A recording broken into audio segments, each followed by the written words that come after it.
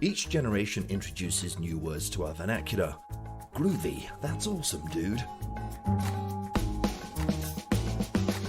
The words used in today's workplace are more inclusive and diverse than ever.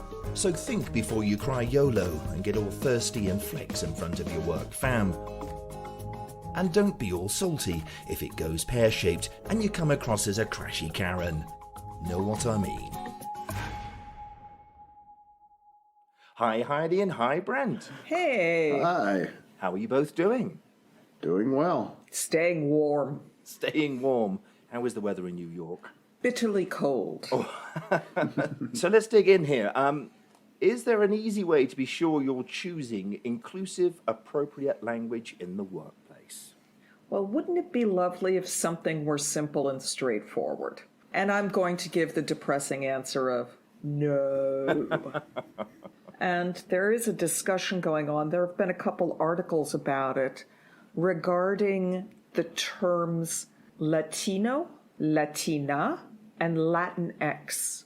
And I think that discussion is really the bubbling up of a lot of questions behind it, and questions that impact all of the language we use in the workplace. And the short summary of this discussion is, in academic communities, Latinx is seen as the most current and most inclusive term to reference the Spanish-speaking communities plural. However, there's a challenge with that idea of communities plural, and there are multiple communities amongst the Spanish-speaking population who say, what's that academic crap? What do you mean Latinx? I speak Spanish and it's Latino or Latina. And there's a great deal of class, education, agenda, intent, and politicization between those two words. It's the same thing we've gone through with the U.S. sports teams and their somewhat racist or racial names. And some of them are blatantly racist. Yeah, like the Washington Redskins. They are. At one point in America, every Native American was called a Native American, when in fact they were all from different tribes and have different identities.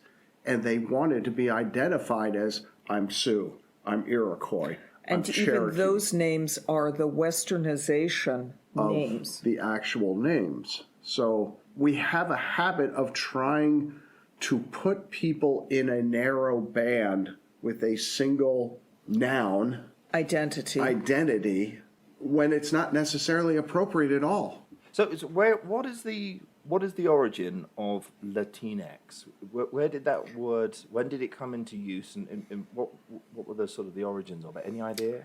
The short version is, and this is actually a challenge that goes on with all languages that have gender. Right. So French, German, Spanish, they are all currently having discussions around this. And with Spanish in the academic communities, to step back from the question of gendering something, they chose to create an artificial neutral, which is Latinx. And that's where part of the conflict comes in, because it's a bunch of eggheads up on the hill came up with an idea. So it didn't even come from the Latino or the Latina community itself then? No, not at all. No, it's not a quite roll up. Pushback. Yeah. Right. On it. Right. Is you're trying to identify all of us with a single Moniker, yeah. And they're not wanting any of it, which I understand. They should. And something that I find very interesting around this, if you are a business looking out at your customer population, let's say you're trying to sell Pepsi to a community, is the singular identity of being the Spanish-speaking community is much too blanket and unnuanced to be helpful, because whether you choose Latino or Latinx relates to which country you come from, what your education level may be, and what your political spectrum might be. So I mean, if you're taking the academic word, it's intersectionalism.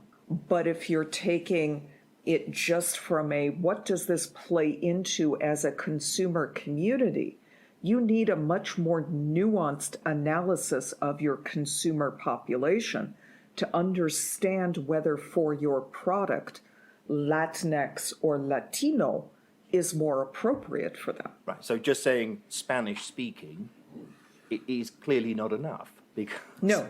it's too broad.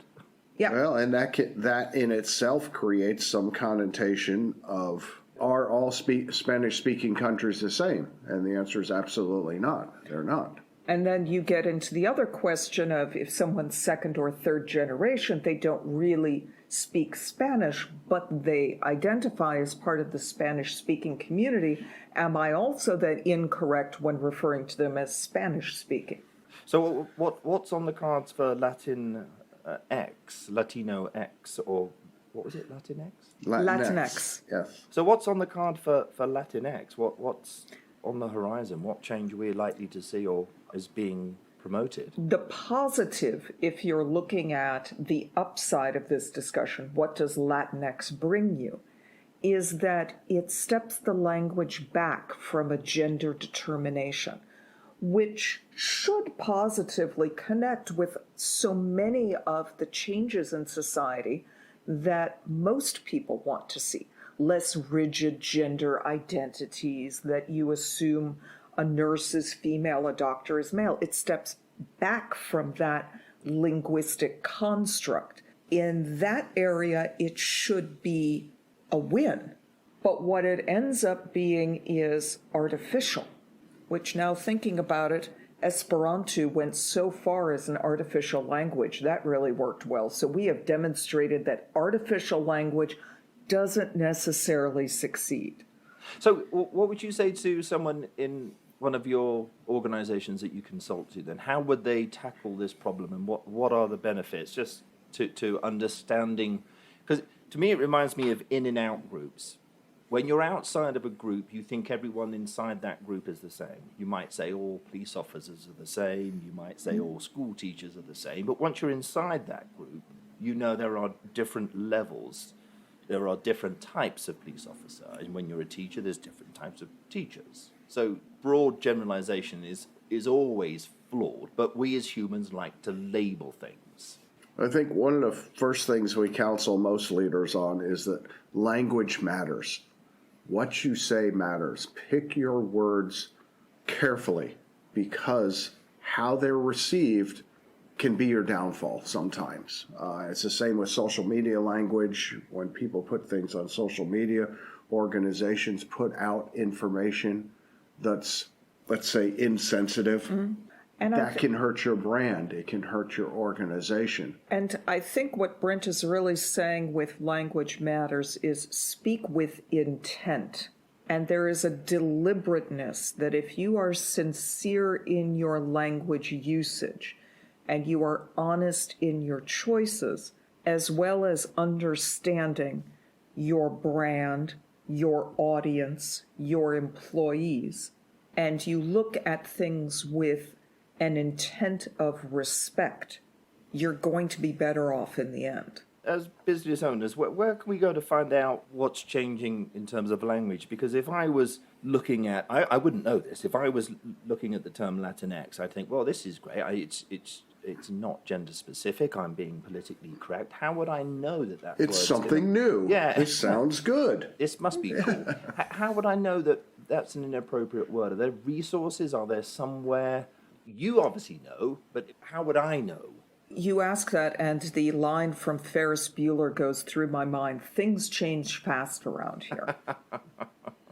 And I think that is the uncomfortable truth in this. Things change fast around here. Yeah. And I think one of the things that a lot of leaders are doing is something called reverse mentoring, where they are being mentored by younger people so they understand what are the needs and how do you communicate, how are things done from your view. And I think if you are doing that, or you had at least in touch with younger employees, you could at least confidentially broach the subject and say, what language should we be using for And the community. And this is not to say that members of a community need to act as, they don't have to answer every question. That's not their responsibility to be there.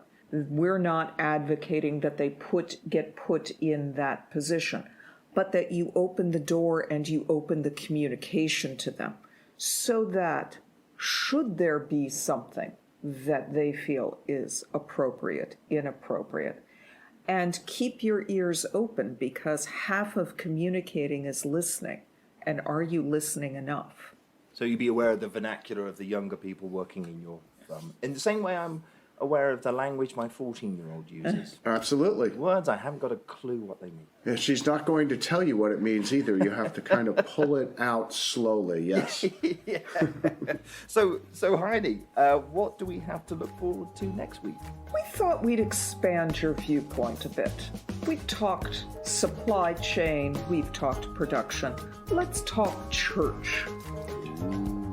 Is a client of yours? Yes, it's a client we work with that happens to be a church. Selling faith. Right. So we shall go to church next week. Oh. Well, I look forward to that. So thank you, Heidi, and thank you, Brent. All right, we'll talk next week.